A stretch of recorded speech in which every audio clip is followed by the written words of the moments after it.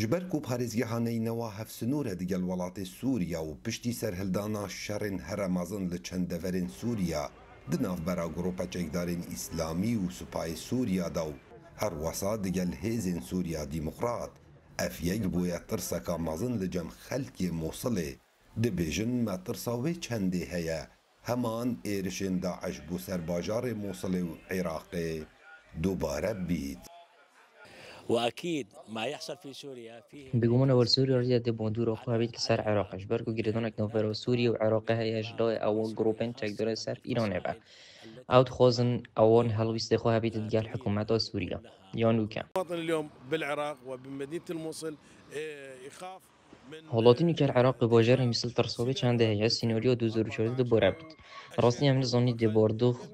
چوابن Aliyên fermî wesa diyardikin ku Sinûrê Iraqê digel Sûriya hatiye girtin û hêzeka zor li ser Sinûrî cêgîr bûye û bê kamîlên herarî çavdêriya Sinûrî dihête kirin bû her hêrişeka neçaverêkirî.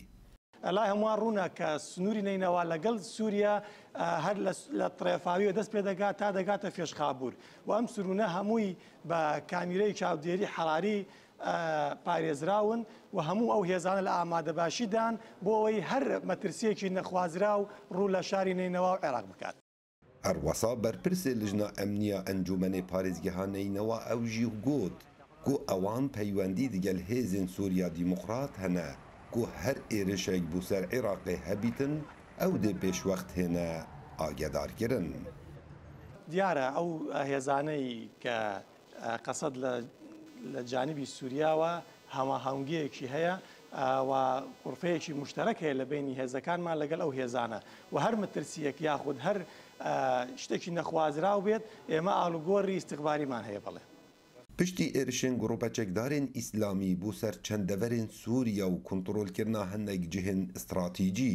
şerên mezin nûke derketîne holê. Lewma tirsa xelkê Mosilê ew e ku agirê vî şerî bigehîte bajarê Mosilê û heman derdeseriyên serdemê Daeş nû bineve. Kawa Emer Dengê Emerîka, Mosil.